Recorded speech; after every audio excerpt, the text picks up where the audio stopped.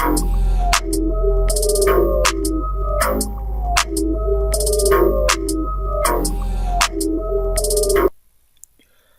वालेकुम।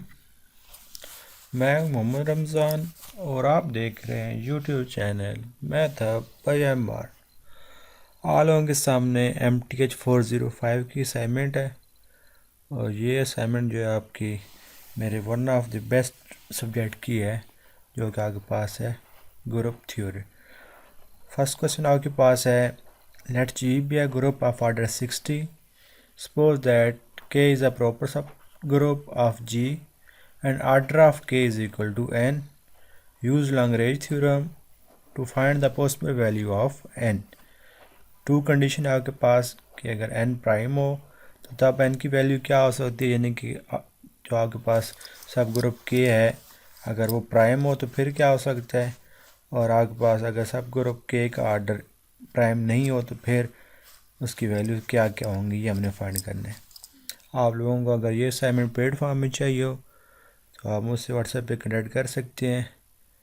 डिस्क्रिप्शन के अंदर मेरे व्हाट्सएप ग्रुप का लिंक भी मौजूद होगा, वो भी आप ज्वाइन कर सकते हैं। ओके, स्टार्ट करते हैं। लैग्रेंज थ्योरम क्या होता है? लैग्रेंज थ्योरम के दो पार्ट होते हैं। फर्स्ट पार्ट ये होता है कि लैग्रेंज थ्योरम कहते हैं कि जो सब ग्रुप का ऑर्डर होता है वो ग्रुप के ऑर्डर को डिवाइड करता है। ऑर्डर ऑफ सब group divides the order of group. And इसका सेकंड पार्ट ये होता है कि इंडेक्स ऑफ सब group is also divides the order of group. सब ग्रुप का ऑर्डर भी ग्रुप के ऑर्डर को डिवाइड करता है एंड जो आपके पास इंडेक्स होता है वो भी ग्रुप को डिवाइड करते हैं। हमें एक ग्रुप G गिवन है जिसका ऑर्डर 60 है, तो 60 के वो सब ग्रुप बन सकते हैं जिनका ऑर्डर 60 के डिवाइज़र में से एक होगा। तो हम 60 के ऑल पॉसिबल डिवाइज़र देख लेते हैं कौन कौन से हैं। डिवाइज़र मीन कि 60 को कौन कौन सा टेबल डिवाइड करते हैं। तो ये मैंने आपके सामने 60 के डिवाइज़र लिखे हैं जो 60 को डिवाइड करते हैं। इनमें से आप प्राइम डिवाइज़र निकाल लें। प्राइम आपके पास 2 है, 3 एंड 5 है। तो हमने दो कंडीशन फाइंड करनी है ना कि अगर आपका n जो है वो प्राइम हो, n प्राइम ना हो, इसलिए मैंने प्राइम सेपरेट कर लिया। एज K इज़ प्रॉपर सब group of G, so order of K 1 and 60 तो नहीं हो सकता, क्योंकि प्रॉपर सब ग्रुप वो होता है जो ना तो G की इक्वल होता है और ना ही आइडेंटिटी की इक्वल होता है।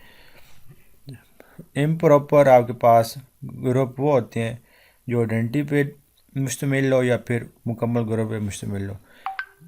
एज K आपका प्रॉपर सब ग्रुप है, इसलिए इसका ऑर्डर 1 भी नहीं हो सकता एंड 60 भी नहीं हो सकता। इसके बगैर वाले हम देख लेते हैं। If n is prime then possible order of subgroup of K are. n prime होगा तो हमने देखे हैं डिवाइजर प्राइम कौन कौन से हैं, 2, 3 एंड 5 है। तो जो आपका सब ग्रुप K है उसका पॉसिबल ऑर्डर हो सकता है 2 हो सकता है, 3 हो सकता है एंड 5 हो सकता है, जो आपके पास ग्रुप G के ऑर्डर को डिवाइड करते हैं। और अगर आपके पास n प्राइम नहीं होगा तो फिर हमने पॉसिबल डिवाइज़र लिख लिए G के। सो पॉसिबल ऑर्डर ऑफ सब ग्रुप K आर 4, 6, 10, 12, 15, 20 एंड 30। अगर आपका ऑर्डर प्राइम होगा तो हमने प्राइम डिवाइज़र लिख लिए थे, और अगर ऑर्डर प्राइम नहीं होगा तो हमने कंपोजिट नंबर लिख लिए हैं जो ग्रुप G के ऑर्डर को डिवाइड करते हैं। बिकॉज किसी भी ग्रुप के पॉसिबल सब ग्रुप्स वो हो सकते हैं जिनका ऑर्डर उस सब ग्रुप के ऑर्डर के डिवाइज़र की इक्वल हो। सेकंड क्वेश्चन आपके पास है, एक आपको सेट H गिवन है, 0 ± 3 ± 6 3 के मल्टीपल्स हैं, प्लस में भी एंड माइनस में भी। Find all the distinct left coset of H in Z set of integer. As we know that Z is a group under addition, so to find left coset of H in Z,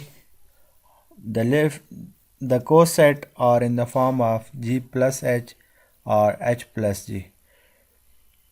क्योंकि Z आपके पास जो है ये group under addition है तो उसके left coset या right coset इस फॉर्म में होंगे। एज़ वी नो दैट, ये मैंने लेफ़्ट या राइट कोसेट की इकट्ठी डेफिनेशन लिखी है। As we know that if G belong to G, यानी कि कोई जी स्मॉल जी ग्रुप जी का एलिमेंट है, and H is a subset of G. Left coset and right coset के लिए आपका एच का सब ग्रुप होना ज़रूरी नहीं है, सबसेट होना काफ़ी है। और आपने ग्रुप जी के एलिमेंट को अप्लाई किया है सबसेट पर। अप्लाई करने के बाद चाहे आप लेफ़्ट साइड से अप्लाई करें चाहे आप राइट साइड से अप्लाई करें, और उससे आपके पास आंसर वही एच आ जाए, सबसेट आ जाए, तब हम उसको कहते हैं कि ये कोसेट है उस सब ग्रुप का, उस सबसेट का ग्रुप जी में। तो हम स्टार्ट करते हैं, हमने जी का लेना है। जी आपके पास ग्रुप है तो जी ज़ीरो से स्टार्ट होता है, हम ज़ीरो लेते हैं। जी में से हम इसको एच से एच पर अप्लाई करते हैं। ज़ीरो प्लस एच करेंगे तो यानी कि एच के हर एलिमेंट में हमने ज़ीरो ज़ीरो ऐड करना है, तो आपके पास वही एच आ जाएगा। अगर एच इक्वल आ गया so it is left coset of H in G. Left हमने कोसेट फाइंड करना है तो इसलिए इसको हमने लेफ़्ट साइड से अप्लाई किया। अब हम नेक्स्ट एलिमेंट लेते हैं जी में से। Next element plus minus one है।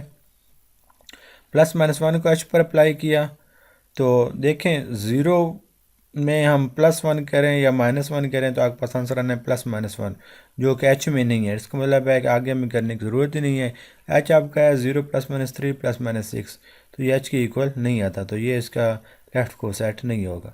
सेम बात प्लस माइनस टू के लिए है। जब हम इसको अप्लाई करेंगे तो एच के इक्वल नहीं आएगा। जब हम प्लस माइनस थ्री को जी में से लेंगे और इसको एच पर अप्लाई करेंगे तो आप देखेंगे कि एच के एलिमेंट में प्लस थ्री किया जाए या फिर माइनस थ्री किया जाए तो आपके पास एच के एलिमेंट ही आ रहे हैं, आपका पूरा एच डिफाइन हो रहा है। तो ये प्लस माइनस थ्री जो है ये आपके पास इसका लेफ़्ट कोसेट होगा। इस तरह प्लस माइनस फोर करेंगे तो आपके पास एच नहीं आएगा। इस तरह का similarly continuing in this way we conclude that, अगर आप इस तरह करते जाएंगे तो आप देखेंगे कि zero plus H plus minus three plus H plus minus six plus H plus minus nine plus H plus minus 12 plus H and so on are the left coset of H in G. तो यहाँ से आप देख सकते हैं कि ये left Kocide कौन कौन से बन रहे हैं। ये थ्री के मल्टीपल बन रहे हैं, zero plus minus three plus minus six, next plus minus nine होगा, प्लस माइनस 12 होगा। सो हम इसको जनरलाइज फॉर्म में लिखेंगे, three K plus H are left coset of H in G where K belong to G. K G में से belong करेगा, उसको हम थ्री से मल्टीप्लाई करेंगे और फिर एच पर अप्लाई करेंगे तो आपके पास वो left coset of H in जी आ जाएगा। इसका मतलब ये हुआ कि थ्री के तमाम मल्टीपल जो होंगे वो आपके पास लेफ़्ट कोसेट होंगे सबसेट एच के जी के अंदर। तो ये थी आपकी असाइनमेंट MTH 405। होप्स आप लोगों को समझ आ गई होगी। अगर फिर भी कोई क्वेश्चन हो तो आप फ्रीली कमेंट सेक्शन में मुझसे पूछ सकते हैं। अपना बहुत सा ख्याल रखिएगा। Thank you. अल्लाह हाफिज़।